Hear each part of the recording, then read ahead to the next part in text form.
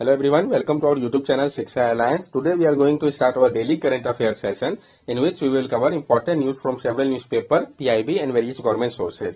So let's begin our session. Our first topic is norovirus. तो हम जानेंगे norovirus के बारे में. In the wake of detection of 13 norovirus cases in Kerala, Karnataka has sounded an alert in the bordering district of Kodaguru and Dakshina Kannada. जो detect किया गया है 13 नोरोवायरस केसेस को केरला पे, कर्नाटका गवर्नमेंट जो है वो अलर्ट हो गए हैं बॉर्डरिंग डिस्ट्रिक्ट को लेके, कोडुगु और दक्षिण कन्नड़ को लेके. नोरोवायरस के बारे में हम जानते हैं क्या सिम्टम्स है, सब कुछ को डिटेल्स में. Norovirus is a bug similar to the diarrhoea including rota virus. Norovirus जो है वो एक बग है जो कि काफी हद तक सिमिलर है डायरिया के जैसे ही, इंक्लूड करता है ये रोटो वायरस को भी. It is a group of virus that cause gastrointestinal illness. ये ग्रुप ऑफ वायरस है नोरोवायरस जो है जिसके कारण गैस्ट्रो इंटेस्टिनल इलनेस होता है. It is the most common pathogen implicated in outbreak of gastro intestinal disease, inflammation of the stomach and intestine according to the world health organisation. और ये एक मोस्ट कॉमन पैथोजन है जो कि implicate किया गया था आउटब्रेक के लिए, गैस्ट्रो इंटेस्टिनल डिजीज के लिए, जो कि इन्फ्लेमेशन होता है स्टोमक व इंटेस्टाइन का वर्ल्ड हेल्थ ऑर्गेनाइजेशन के अनुसार. सिम्टम्स इसका क्या है? The initial symptoms of norovirus are vomiting and or diarrhea, which show up 1 or 2 days after exposure to the virus.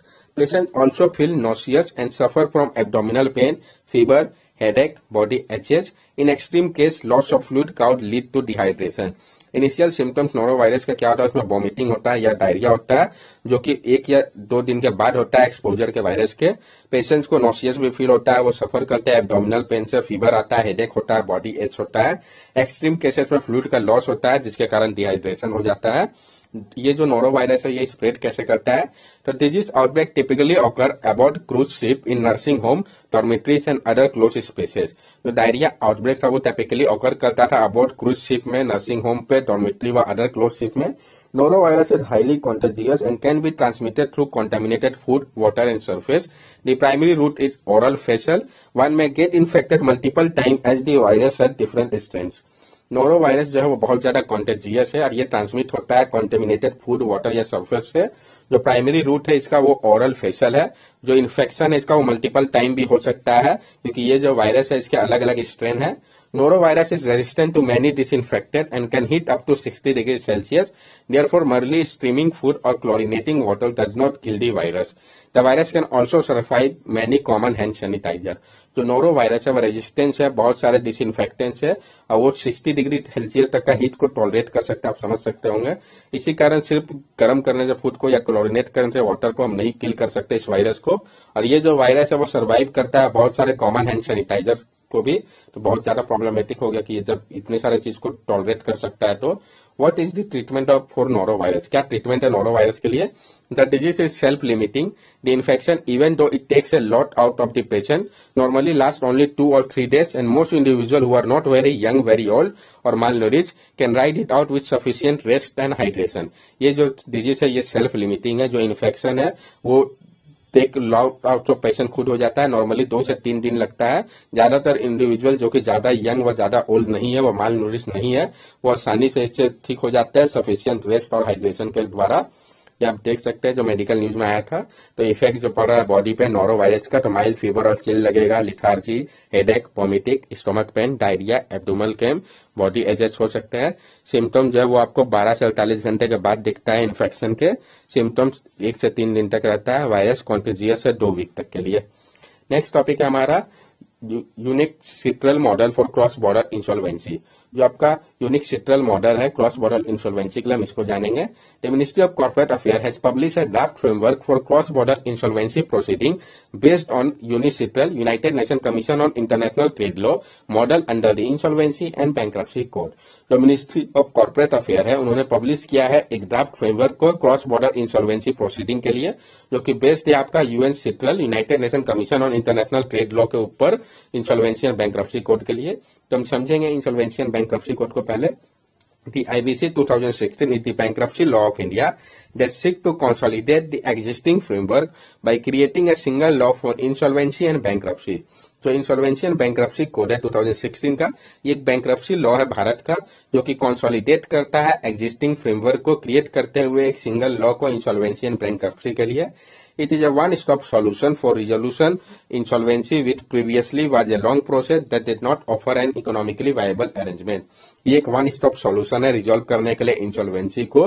पहले क्या था, एक लॉन्ग प्रोसेस था जो कि ऑफर नहीं करता था इकोनॉमिकली वायबल अरेंजमेंट को, तो उसके ये अल्टरनेटिव के तौर पे है। The court aims to protect the interest of small investor and make the process of doing business less cumbersome. ये जो इंसॉल्वेंसी एंड बैंक्रप्सी कोड है, इसका काम है, मकसद है प्रोटेक्ट करना इंटरेस्ट को स्मॉल इन्वेस्टर का और प्रोसेस करना डूइंग बिजनेस को less cumbersome banana. Cross-border insolvency proceeding. Cross-border insolvency proceeding are relevant for the resolution of distressed companies with assets and liabilities across multiple jurisdictions. जो cross border insolvency proceeding है, ये काफी relevant है resolution के लिए distress company का जिनका asset और लायबिलिटी जो है वो मल्टीपल ज्यूरिसडिक्शन में है। एक जो फ्रेमवर्क है क्रॉस बॉर्डर इंसॉल्वेंसी प्रोसीडिंग के लिए, ये अलाउ करता है लोकेशन को वैसे कंपनी के लिए या फॉरेन एसेट के लिए जो आइडेंटिफिकेशन किया जाता है क्रेडिटर को और उनके क्लेम को। This help establishing payment toward claim as well as process for coordination between court in different country. और ये मदद करता है इस्टेब्लिश करने में पेमेंट को क्लेम के खिलाफ, साथ साथ प्रोसेस करने में कोऑर्डिनेशन को कोर्ट और डिफरेंट कंट्री के बीच में। Current status of foreign stake holder and court in other jurisdiction under IBC. जो करंट स्टेटस है अभी फॉरेन स्टेक होल्डर का और कोर्ट का अदर ज्यूरिसडिक्शन में आईबीसी के अंतर्गत। While foreign creditor can make claim against a domestic company, the IBC currently does not allow for automatic recognition of any insolvency proceeding in other country. जो foreign countries है वो claim कर सकते हैं domestic country company के खिलाफ, लेकिन IBC जो है अभी इंसॉल्वेंसी एंड बैंक्रप्सी कोड ये करंटली नहीं अलाउ करता है ऑटोमेटिक रिकॉग्निशन को किसी भी इंसॉल्वेंसी प्रोसीडिंग को अदर कंट्रीज में। Currently, provision under the IBC do not allow Indian court to address the issue of foreign asset of a company being subjected to parallel insolvency proceeding in other jurisdiction. अब presently क्या है, जो IBC है वो नहीं allow करता है Indian court को कि वो एड्रेस करे जो इश्यू है फॉरेन एसेट का एक कंपनी का जो कि सब्जेक्टेड है पैरेलल इंसॉल्वेंसी प्रोसीडिंग के लिए अदर ज्यूरिसडिक्शन में। ये जो आपका यूएन सिट्रल मॉडल है हम इसको समझते हैं। The UNCITRAL model is the most widely accepted legal framework to address with cross border insolvency issue. जो यूएन सिट्रल मॉडल है वो सबसे ज्यादा वाइडली एक्सेप्टेड लीगल फ्रेमवर्क है डील करने के लिए क्रॉस बॉर्डर इंसॉल्वेंसी इश्यू से। It has been adopted by 49 countries including UK, US, South Africa, South Korea and Singapore. इसको अडॉप्ट किया गया 49 कंट्रीज के द्वारा जिसमें United Kingdom, United states, south Africa, south Korea, Singapore जैसे कंट्रीज भी आते हैं। The law allows automatic recognition of foreign proceeding and ruling given by court in cases where the foreign jurisdiction is adjudged. ये जो law है ये allow करता है ऑटोमेटिक रिकॉग्निशन फॉरेन प्रोसीडिंग का, और जो रूलिंग दिया जाता है कोर्ट के द्वारा केसेस में फॉरेन जुरिसडिक्शन के लिए उसको एग्जीक्यूट किया जाता है। Recognition of foreign proceeding and relief is left to the discretion of domestic court when foreign proceeding are non-main proceeding. और जो रिकॉग्निशन है फॉरेन प्रोसीडिंग का और रिलीफ का वो छोड़ दिया जाता है डिस्क्रिप्शन के ऊपर डोमेस्टिक कोर्ट का, जब फॉरेन प्रोसीडिंग जो है वो नॉन मेन प्रोसीडिंग होता है। तो इश्यूज विद इंडियन फ्रेमवर्क, क्या प्रॉब्लम है इंडियन फ्रेमवर्क को लेके। The framework for cross border insolvency adopted in India main require reciprocity from any country which seek to have it insolvency proceeding recognised by Indian court. जो framework है cross border insolvency का जिसको कि adopt किया गया India के द्वारा, उसको आवश्यकता है रेसिप्रोसिटी का किसी भी कंट्री से जो कि इंसॉल्वेंसी प्रोसीडिंग जिसको कि रिकॉग्नाइज किया गया इंडियन कोर्ट के द्वारा। यूनिसिट्रिकल है क्या, हम इसको समझते हैं। ये एक एफिलेट ऑर्गेनाइजेशन है यूनाइटेड नेशन का जिसको तैयार किया गया था बिजनेस और लीगल प्रोफेशनल के द्वारा यूएन सिट्रल को। This group develop model standard and procedure for dealing with issue affecting international business. ये जो ग्रुप है ये डेवलप करता है मॉडल को, स्टैंडर्ड को, प्रोसीड्यूर को जो कि डील करता है इश्यू से जो कि अफेक्ट करता है इंटरनेशनल बिजनेस को। Perhaps most notably, UN Citrel promulgate the Convention on International Sale of Goods. और perhaps जो सबसे नोटेबली बात ये है कि जो UN Citrel है ये प्रोमलगेट करता है कन्वेंशन को इंटरनेशनल सेल ऑफ गुड के लिए। The CISD is a model law commonly used as the governing provision in contracts between parties from different nations. और जो CISD है वो एक मॉडल लॉ है कॉमनली जिसको यूज किया जाता है गवर्निंग प्रोविजन के द्वारा कॉन्ट्रैक्ट में पार्टीज के द्वारा अलग अलग नेशन के। नेक्स्ट टॉपिक है हमारा गुड सैमरिटन स्कीम। तो हम जानेंगे जो गुड सैमरिटन स्कीम है इसके बारे में। The good Samaritan scheme mean to encourage and facilitate those helping road accident victim had received a poor response from the state more than a month since it launch. जो good Samaritan scheme है जो कि encourage करने के लिए था और felicitate करने के लिए था उनको, जो मदद करेगा रोड एक्सीडेंट विक्टिम का, उसको काफी पुअर रिस्पांस मिला है स्टेट से, जबकि 1 मंथ से ऊपर हो चुका है इसके लॉन्च का।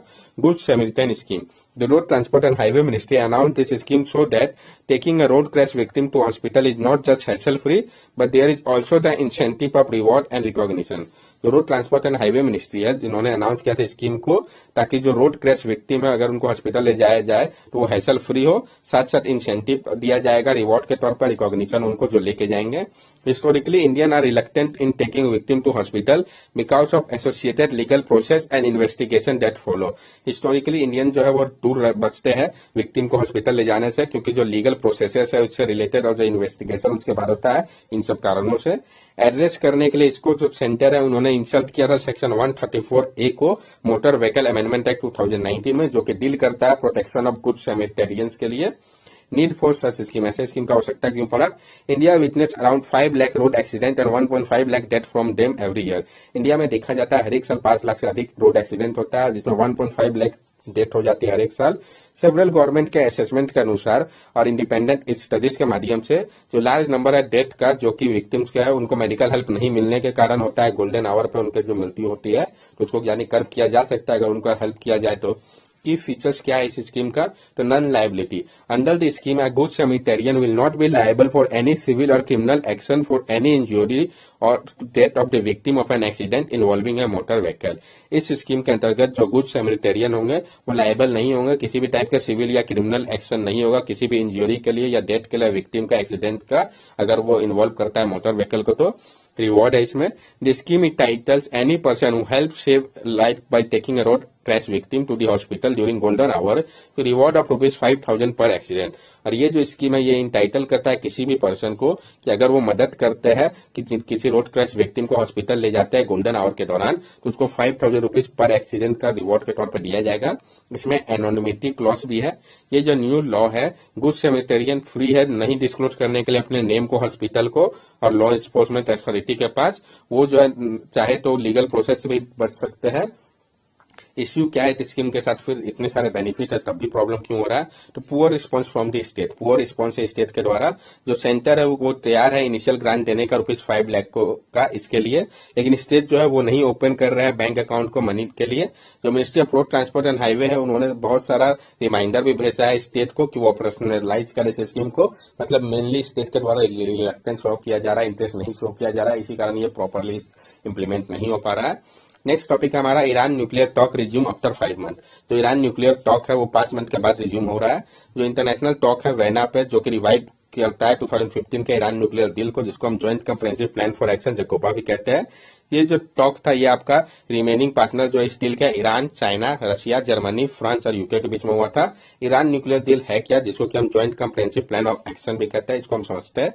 ये JCPOA joint comprehensive action plan of और ईरान न्यूक्लियर डील, ये रिजल्ट था प्रोलॉन्ग नेगोशिएशन के बाद 2013 और 2015 का, जिसमें ईरान और P5+1 यानी कौन, China, France, Germany, Russia, United Kingdom, United State, European Union और यूरोप जो है इन सब के बीच में हुआ था। Under the deal Tehran agreed to significantly cut its store of centrifuge enriched uranium and heavy water all key component of nuclear weapon. इस डील के अंतर्गत तेहरान जो था वो तैयार था कि वो सिग्निफिकेंटली कट करेगा इसके स्टोर को, सेंट्रीफ्यूज का, इनरिच्ड यूरेनियम का और हेवी वाटर का, ये सारे ही की कंपोनेंट है न्यूक्लियर वेपन के लिए। लेकिन कंसर्न अब क्या है, Trump pull out the US out of the accord in 2018।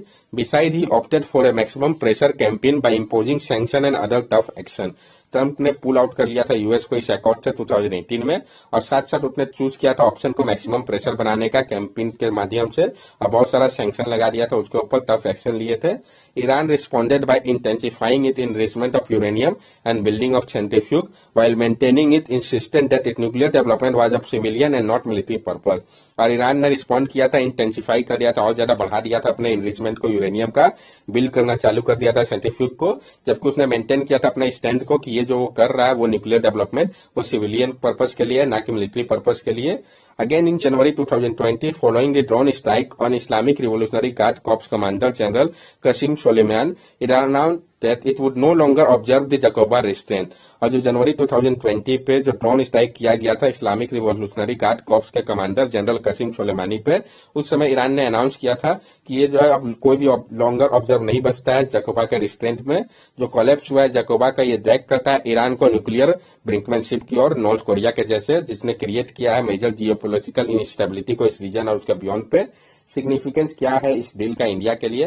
Removing sanction में revive India interest on the Chabahar port, Bandar Abbas port and other part for regional connectivity. जब remove कर दिया जाएगा अगर सैंक्शन को ईरान से, तो ये मदद करेगा इंडिया के इंटरेस्ट को रिवाइव करने में, चाबहार पोर्ट के लिए, बांदर अब्बास पोर्ट और अदर प्लान के लिए रीजनल कनेक्टिविटी का। ये फर्दर मदद करेगा इंडिया को न्यूट्रलाइज करने में चाइनीज प्रेजेंस को ग्वादर पोर्ट में पाकिस्तान के। Restoration of ties between US and Iran will help India to procure cheap Iranian oil and aid in energy security।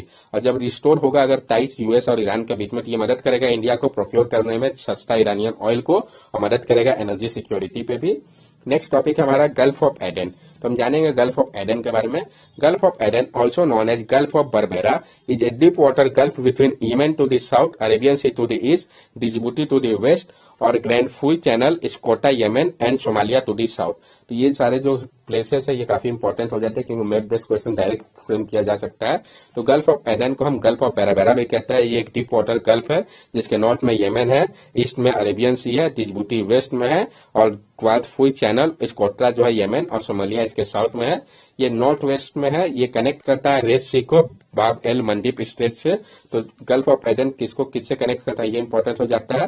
और ये कनेक्ट करता है अरेबियन सी को ईस्ट से। इसके वेस्ट में एक नैरो है गल्फ ऑफ तजिटोरा का, जिबूटी का। तो ये आप देख सकते हैं कि आपका गल्फ ऑफ एडन हो गया।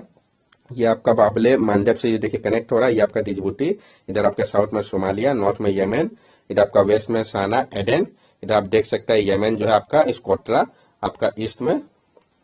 That's all for daily current affair session. अगर आपको हमारी वीडियो अच्छी लगी हो तो हमारे चैनल सब्सक्राइब करें, हमारे वीडियो को लाइक करें और ज्यादा से ज्यादा शेयर करें।